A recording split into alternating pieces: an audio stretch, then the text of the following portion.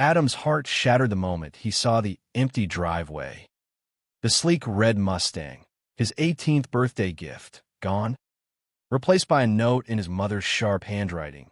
"You don't deserve this. Not after what you told us." The sting of betrayal burned deeper than the summer sun blazing over their suburban Connecticut home. He was still reeling from a night before, when he'd bared his soul, admitting he was gay, only to be met with his parents' icy rejection. He stood frozen, the note trembling in his hands, as memories of his childhood flooded back, moments when he believed their love was unconditional. But now, at 18, Adam Carter realized that love came with strings, and he just cut them by being himself. He crumpled the paper and let it fall, his resolve hardening. He wouldn't let their judgment define him.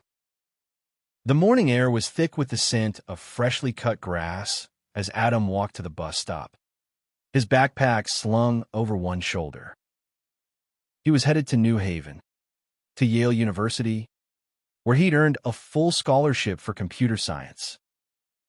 His parents had always bragged about his intellect, but now they saw his identity as a stain on their perfect family image.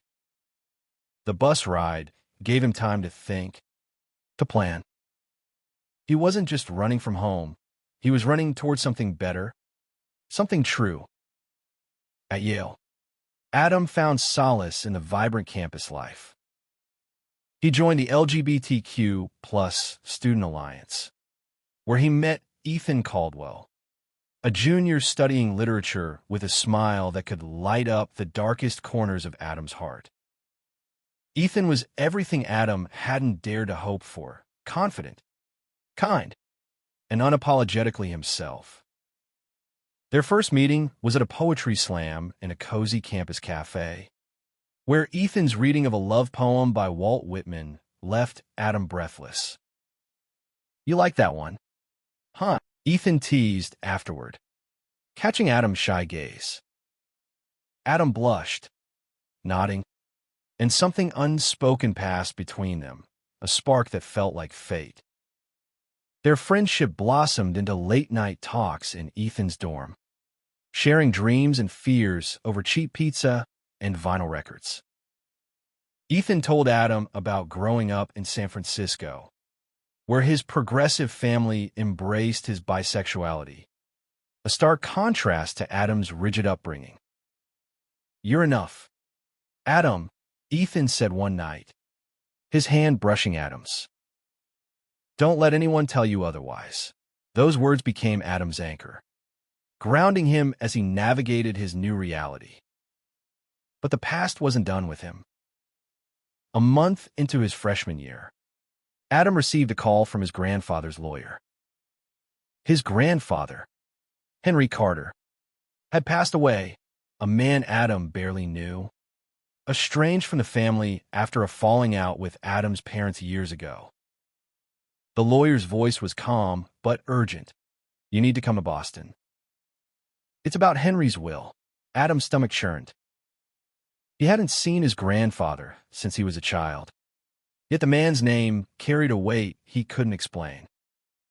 In Boston, the lawyer's office was a stark contrast to Adam's chaotic emotions: polished wood, leather chairs, and the faint smell of old books. The lawyer, Mr. Grayson, slid a thick envelope across the desk. "Henry left you everything," he said, his tone matter of fact. "The estate, the properties, the investments, valued at over $10 million. Adam's breath caught. He opened the envelope, finding a handwritten letter from Henry. "Adam, I've watched you from afar. Your courage is your inheritance. Live free." The words hit like a tidal wave. Henry had known, somehow, he'd known about Adam's truth, his struggle. But how and why? The letter offered no answers, only a promise of freedom. Adam's mind raced. $10 million was life-changing, but it came with a catch. His parents, who'd controlled every aspect of his life, would never let this go without a fight. Back at Yale, Adam confided in Ethan, showing him the letter. Ethan's eyes widened, but his focus was on Adam, not the money. "This is your chance," Ethan said, squeezing Adam's hand. "Not just the estate, but to build a life on your terms." Adam nodded, but fear gnawed at him. His parents had already taken his car, his pride, his freedom. What would they do when they learned he'd inherited everything? The answer came sooner than expected. A week later, Adam's phone buzzed with a text from his mother. "We heard about the will. You're making a mistake. Come home, or we'll fight this." The threat was clear, but Adam felt a fire ignite within him. He wasn't the scared boy from the driveway anymore. With Ethan by his side and his grandfather's legacy in his hands, Adam was ready to face whatever came next. Adam's dorm room felt smaller as he read his mother's text again, each word a dagger twisting in his gut. He tossed the phone onto his bed, pacing the cramped space, the weight of his parents' threat pressing down on him. Ethan sat cross-legged on the floor, watching him with steady eyes, his presence a quiet reassurance amid the storm. "You don't have to face them alone," Ethan said, his voice soft but firm. "We'll figure this out together." Adam stopped pacing, meeting Ethan's gaze. The warmth in those green eyes made the chaos feel manageable, if only for a moment. He sank onto the bed, and Ethan moved to sit beside him, their shoulders brushing, a small gesture that grounded Adam. The next day, Adam met with a campus counselor, Ms.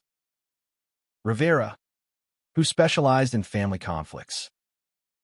Her office was a haven of soft lighting and warm colors, a stark contrast to the cold lawyer's office in Boston. "Your parents can contest the will," she explained, "but your grandfather's intent seems clear.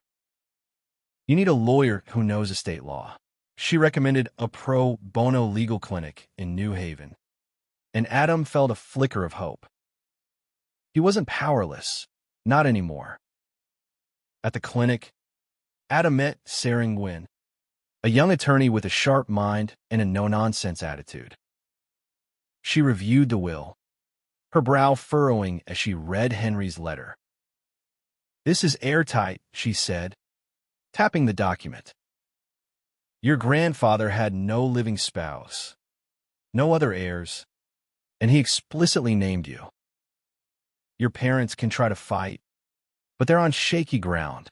Adam exhaled, relief mixing with dread. He knew his parents wouldn't back down easily. Back on campus, Adam and Ethan's bond deepened. They spent evenings exploring New Haven, from cozy bookstores to hole-in-the-wall diners, each moment weaving them closer. One night, under the fairy lights of a local park, Ethan kissed Adam, a soft, tentative kiss that felt like a promise. "I'm here," Ethan whispered, and Adam believed him. For the first time, love didn't feel like a risk, but a refuge. But the shadow of his parents loomed. A week later, Adam received a certified letter from their lawyer, demanding he relinquish the estate or face a lawsuit for undue influence over Henry. The accusation was absurd. Adam hadn't spoken to his grandfather in years, but it was a calculated move to drag him through court. Ethan, ever the optimist, suggested they dig into Henry's past. "If he left you everything, there's a reason," Ethan said. "Maybe there's more to his story." Adam agreed, and they began researching Henry Carter. Online archives revealed he'd been a reclusive philanthropist, funding LGBTQ+ charities across New England. A grainy photo from a 1980s gala showed Henry with a man, their arms linked, both smiling. The caption read, "Henry Carter and partner, James." At the Boston Pride fundraiser, Adam's breath caught. His grandfather had been gay, or at least loved someone who was. The estrangement from his parents suddenly made sense. They'd cut Henry off for the same reason they'd rejected Adam. The discovery was a lifeline. Adam felt a connection to Henry, a man who'd lived authentically despite the cost. He wrote to Mr. Grayson, the lawyer, asking for more details about Henry's life. Grayson replied with a box of Henry's journals, sent to Adam's dorm. Late at night, Adam and Ethan pored over the pages, reading stories of Henry's youth, his love for James, and the pain of losing him to illness in the 90s. Henry had watched Adam grow up, quietly tracking his achievements, knowing his parents' rigidity would one day clash with Adam's truth. One journal entry stood out. "My son chose fear over love. I won't let Adam pay for that choice." Adam's eyes stung as he read it aloud to Ethan. Henry had seen Adam's future, had known this fight was coming. The estate wasn't just money. It was Henry's way of giving Adam the freedom he'd fought for his whole life. Armed with Henry's journals, Adam felt a surge of purpose. He wasn't just fighting for money. He was honoring his grandfather's legacy. A man who'd loved fiercely in a world that hadn't always loved him back. But his parents' next move was ruthless. They filed a lawsuit, claiming Adam had manipulated Henry, a man they painted as frail and vulnerable. The lie stung, but Sarah Gwynn was unfazed. "They're grasping," she told Adam. "We'll counter with the journals and Henry's documented intent."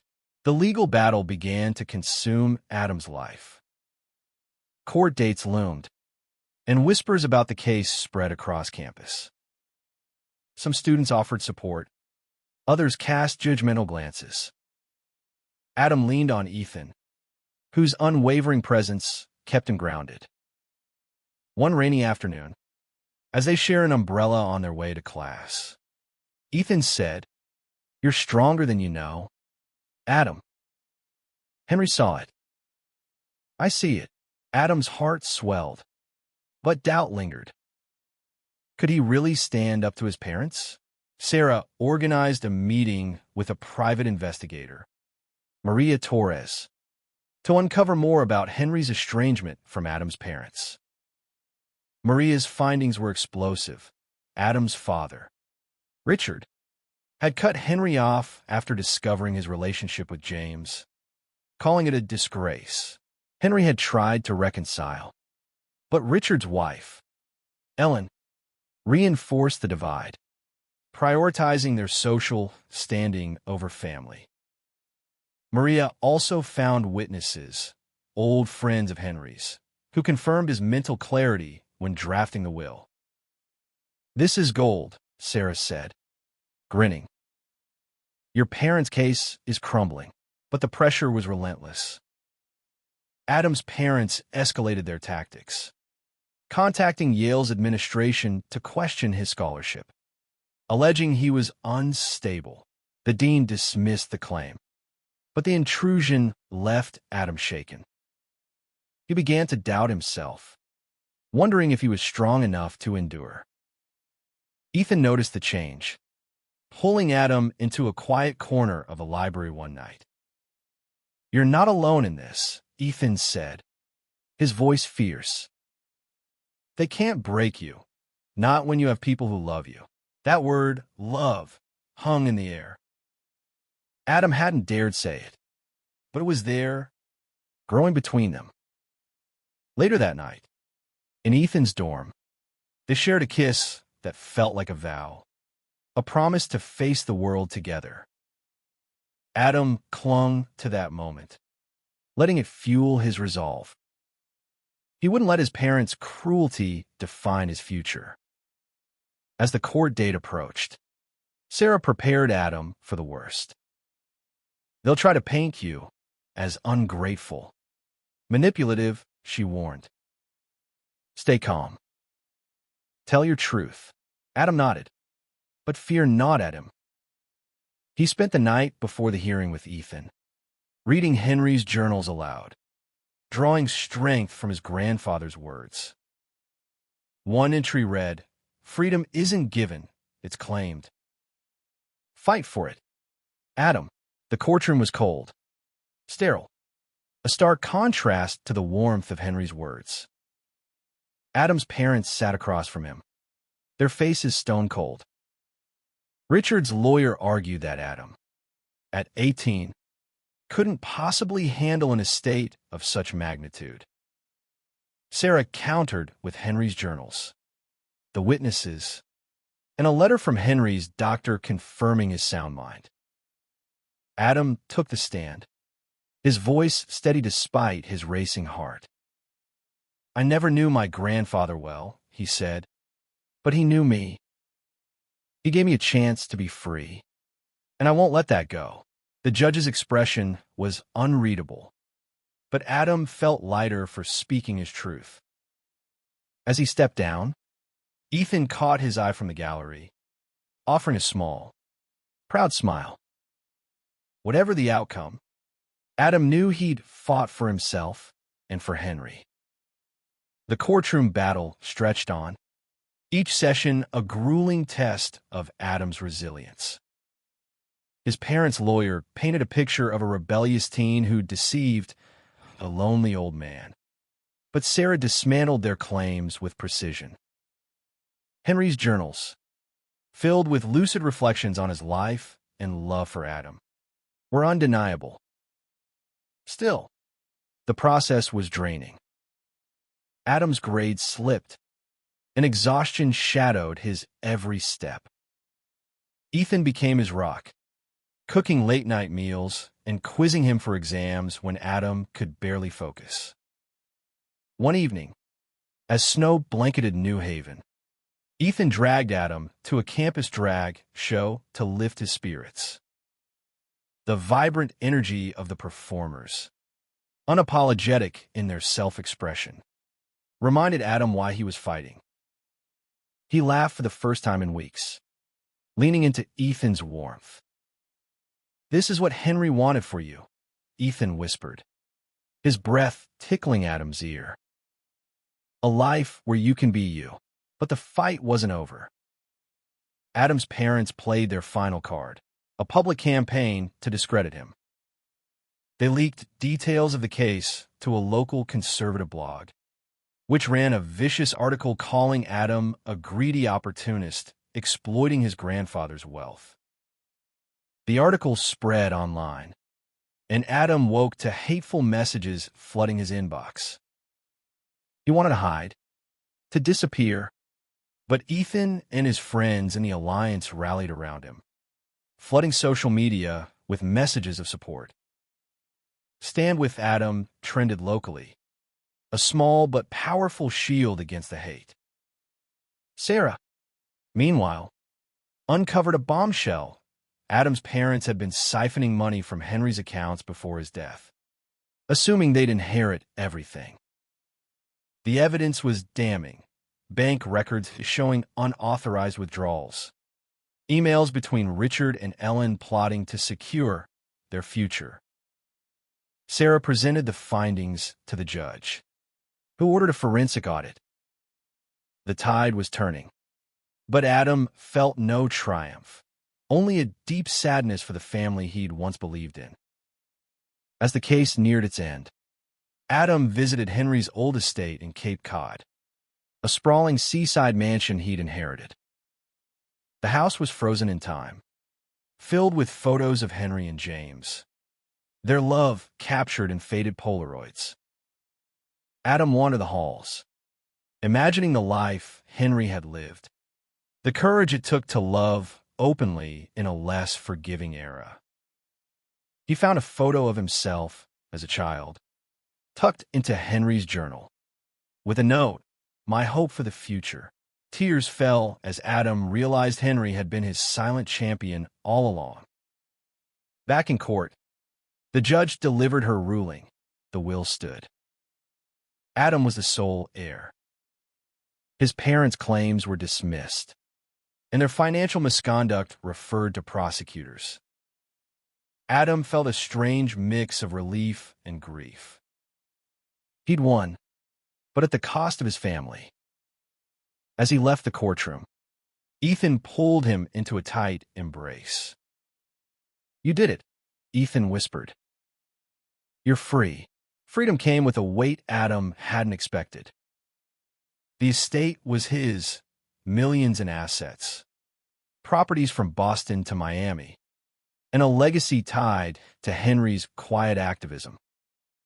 But the victory felt hollow without closure.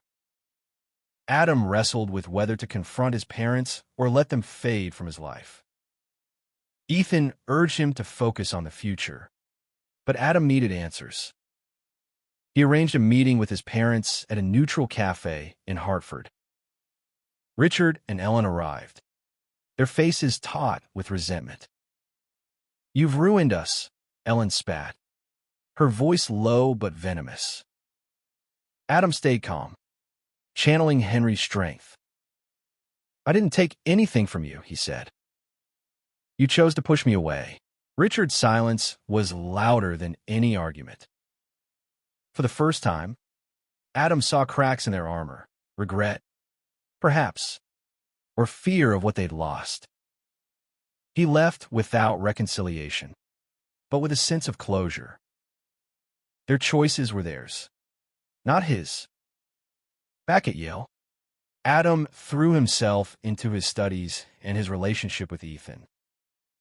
They planned a summer trip to San Francisco, where Ethan's family welcomed Adam like one of their own.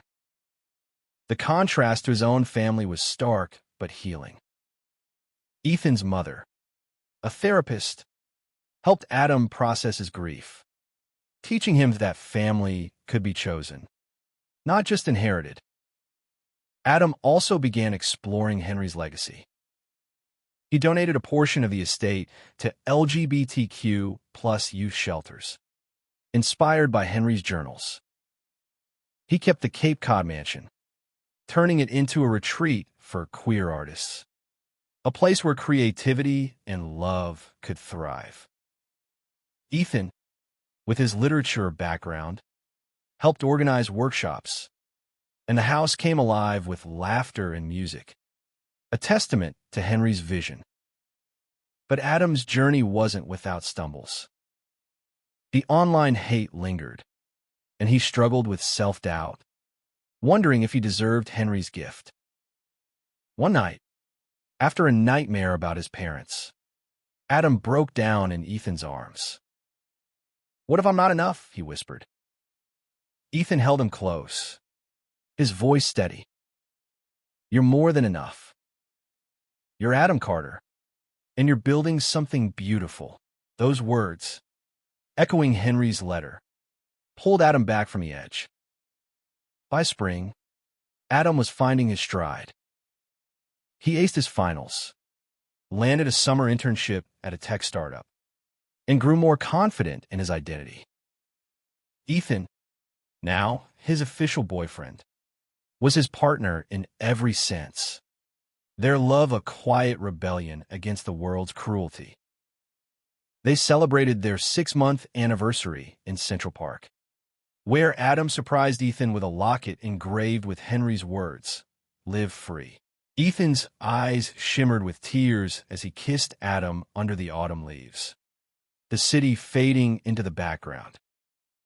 2 years later, Adam stood on the porch of the Cape Cod mansion, watching the sunset paint the ocean gold.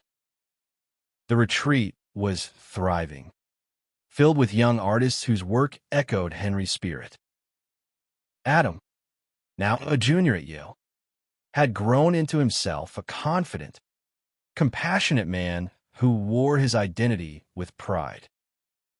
Ethan, finishing his degree, was by his side, their hands intertwined as they planned their future. Adam's parents faced legal consequences for their financial misconduct, but he chose not to press charges.